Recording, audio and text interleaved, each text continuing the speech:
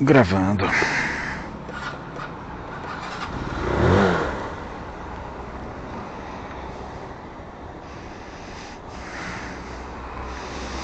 Já volta a esfriar um pouquinho, mas ao que parece não teremos chuva. Hoje mesmo tinha previsão de alguma chuva, mas não rolou.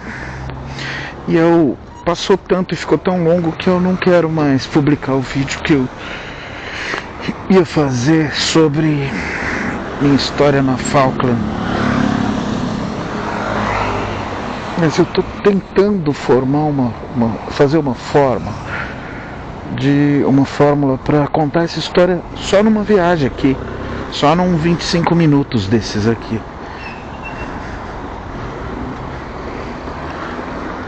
Já vou aqui mesmo. Tô errado? Tô.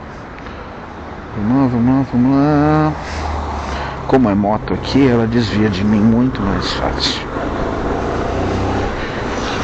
Bom, cara, seguinte. Eu tava desempregado fazendo bicos há muito tempo. Vamos tentar fazer isso. Eu me mudei pra Osasco depois de 3 anos de casamento, porque a gente ficou numa situação delicada e não podia mais pagar a casa, que era muito cara, lá em Cotia, lá no condomínio. Aí nós nos mudamos, através de ajudas e tudo mais, nós nos mudamos para Osasco, para onde eu moro até hoje. Tenho muito orgulho de morar lá, de ter essa casa, enfim. É uma casa linda, graças à minha mulher, que deixou a casa lindíssima, mas estou desviando do assunto. E quando a gente foi para lá, os dois estavam desempregados. Pouco tempo depois, eu fui chamado para uma entrevista na Rossi Empreendimentos. Rossi construtora de prédios, de condomínios, enfim. Era apenas um serviço temporário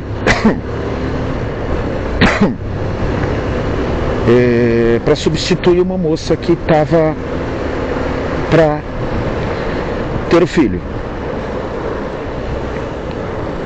Então esse serviço durou 5 ou 6 meses. Era a licença mais as férias dela. E era um serviço bem remunerado, tudo, então me deu tranquilidade, só que era um serviço temporário. E eu sabia, eu fui avisado de que não teria possibilidade de efetivação naquela vaga. A pessoa que eu estava substituindo era uma pessoa extremamente sólida na empresa, com muita credibilidade, muita competência, ou seja, ela conquistou o seu lugar. E inclusive eu fui entrevistado pela gerente junto com essa funcionária, e era um serviço absurdamente fácil, era ridículo, na boa, cara, era ridículo.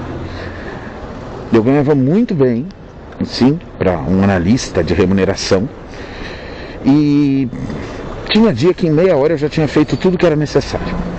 E eu passava o resto do dia lendo livros em PDF,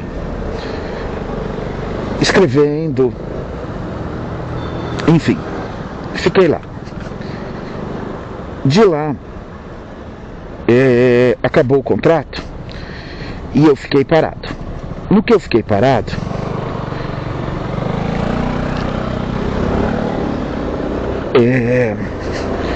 um amigo, Fabrício,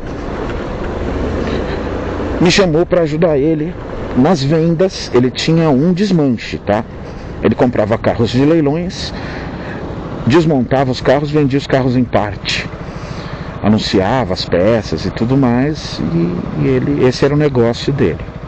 O Fabrício tinha trabalhado comigo há bom tempo atrás na Editora Globo, estava precisando de alguém de confiança, a gente se entendia, já tinha feito negócio com os carros e tal, enfim, tenho amizade com ele até hoje. E de lá ele me chamou. Quando eu saí de lá, coincidentemente ele me procurou.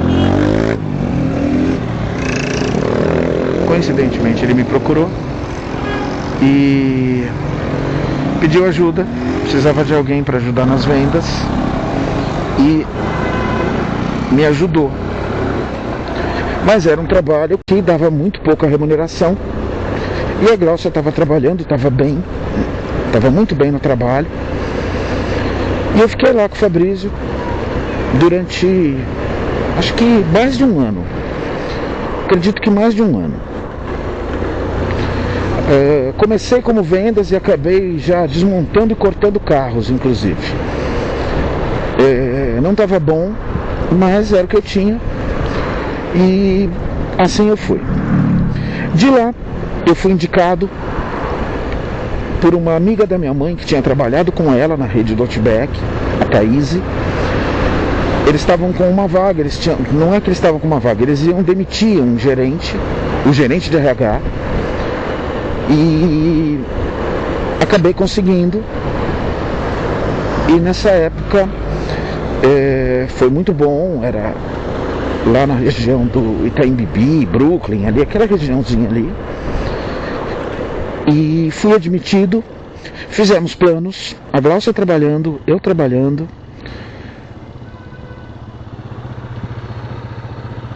Fizemos planos do filhão. Só que alguma mudança interna lá dentro e eu fui demitido na experiência. No 90º dia eu fui desligado. Havia um movimento que eles estavam desligando todos os gerentes que vieram. Tinha muita gente que tinha vindo do Outback, indicado pelo Outback. Eles foram desligando um por um e eu fui um deles. Um dos últimos, inclusive. E puto da vida, porque a gente estava esperando bastante para poder ter alguma segurança, né? Para poder planejar o filhote, né? E imediatamente o Roberto Targino da minha faculdade, meu amigo querido, que tinha uma agência, me chamou para ajudá-lo.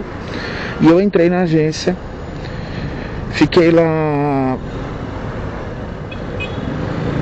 acredito que perto de um ano e pouco, não chegou a um ano e meio, mas foi mais de um ano. Ajudava ele nos processos de recrutamento e seleção, ganhava uma comissão e uma ajuda de custo. E de lá eu recebi a indicação da minha amiga Fabi, que havia trabalhado comigo na Alter Ego há muitos anos atrás, e a amizade continuou. E continua até hoje, ainda bem. E entrei na Falkland.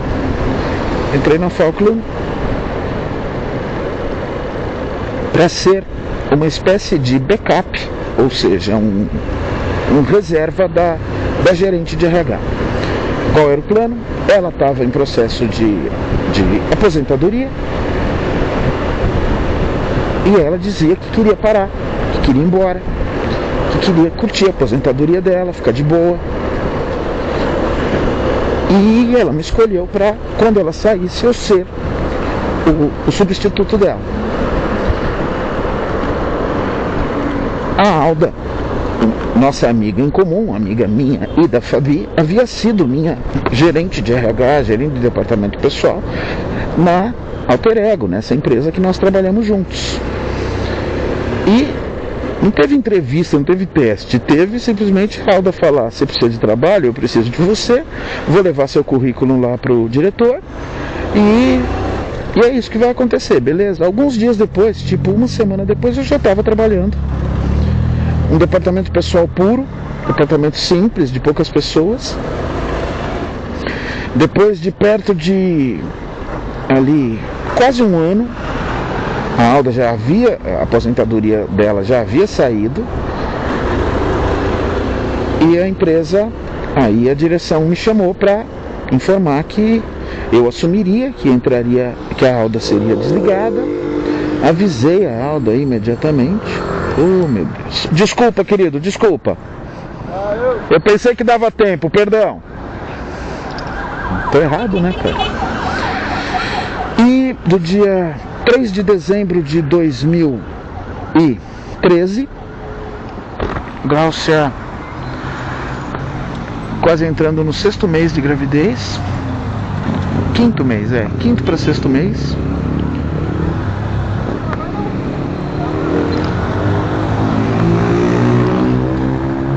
E Depois desse tempo, mais perto para o fim do ano seguinte, entre novembro e dezembro, a Alda se desligou, eu assumi o lugar, reestruturei o lugar, montei a equipe.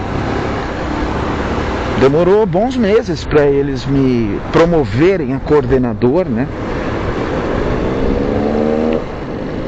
E isso durou 5 anos. 5 deliciosos anos que a gente montou uma equipe sensacional, maravilhosa. Provavelmente eu já tenha contado essa história aqui algumas vezes. E eu tinha um excelente relacionamento com os donos, os sócios, né, que eram diretores da empresa mesmo.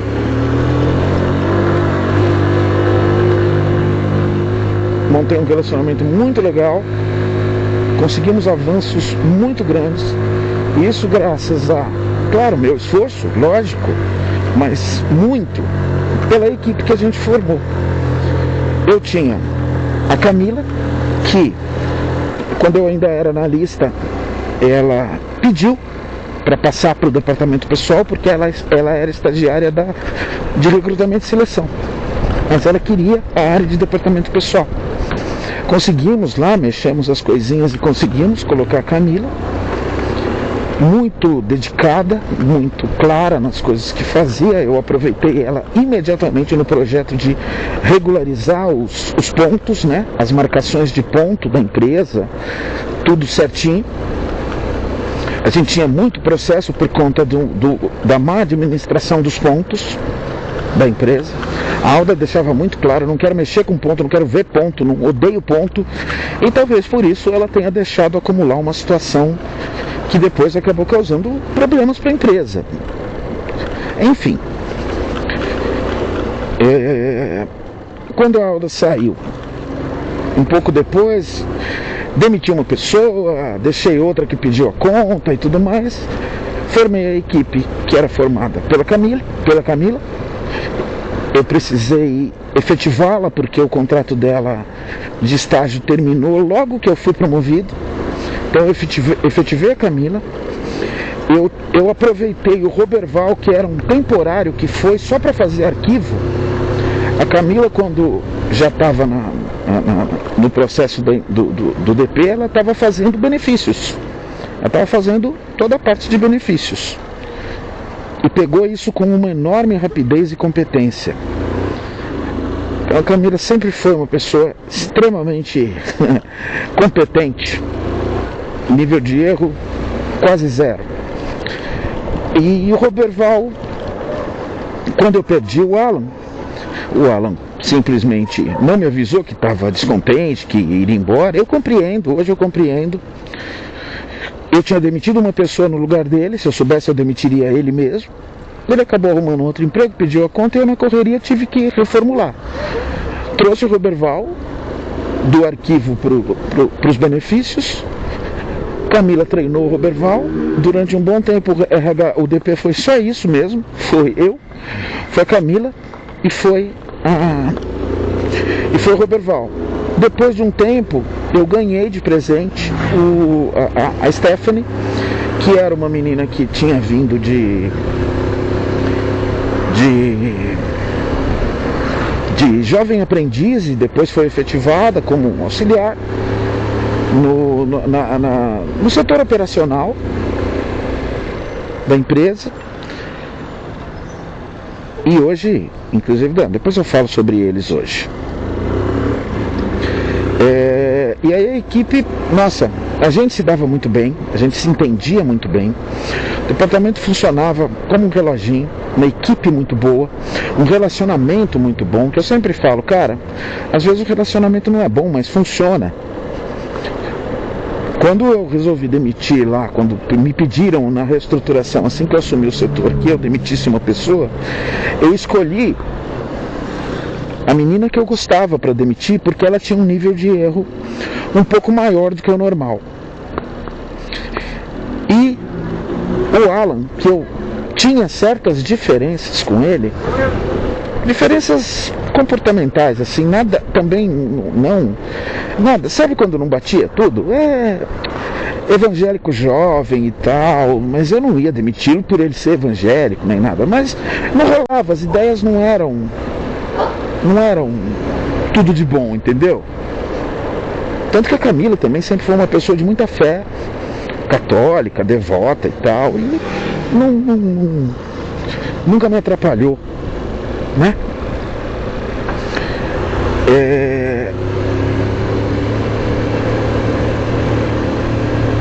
Então, com essa equipe, eu, Roberval, Camila e Stephanie, a gente almoçava junto, a gente tinha boa amizade e tudo mais, e isso durou 5 anos. 5 anos. Com isso rolando, funcionando, de repente a empresa resolveu, o dono, o sócio majoritário resolveu reestruturar tudo. Ele foi convencido de que ele precisava reestruturar, e eu não estou aqui para julgar, ele é o dono da empresa, ele sabe o que faz com o dinheiro dele, e a empresa continua lá aberta, firme e forte. Então, cara, quem sou eu para falar alguma coisa sobre a decisão do cara?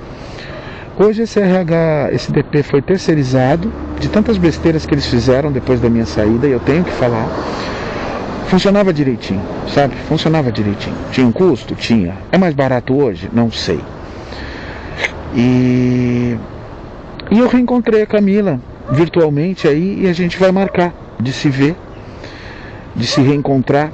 Provavelmente gostaria que fosse com mais gente, mas quem a gente tem contato quem ela tem contato é só a Delir, que é também uma menina que era de outro setor, mas que é muito legal.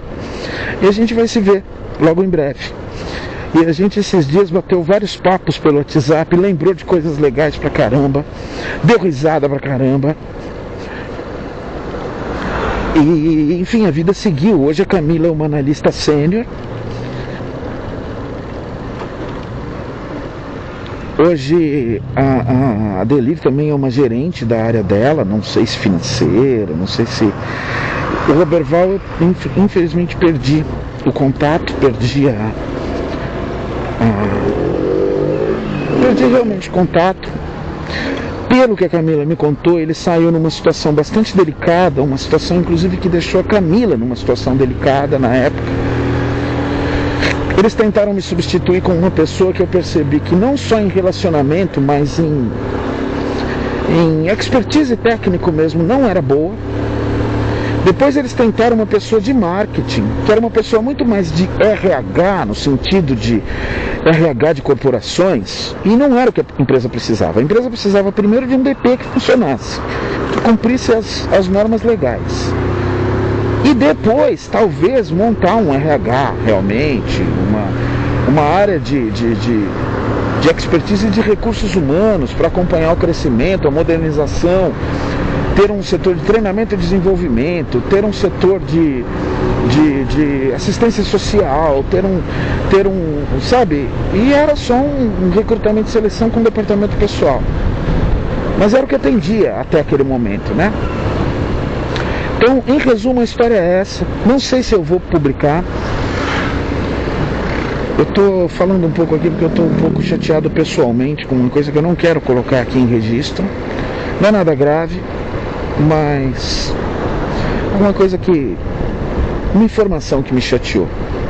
Mas não foi a primeira vez e não será a última, né? Então vamos tentar melhorar sempre, né? Primeiro admitir, né, que precisamos melhorar e depois o resto a gente arruma. Admitir já é um grande começo. Então, cara, é isso. Eu resumi aqui essa história, essa minha história na Falkland Talk Telecom. Mas nós tivemos, o setor teve uma evolução muito legal comigo lá.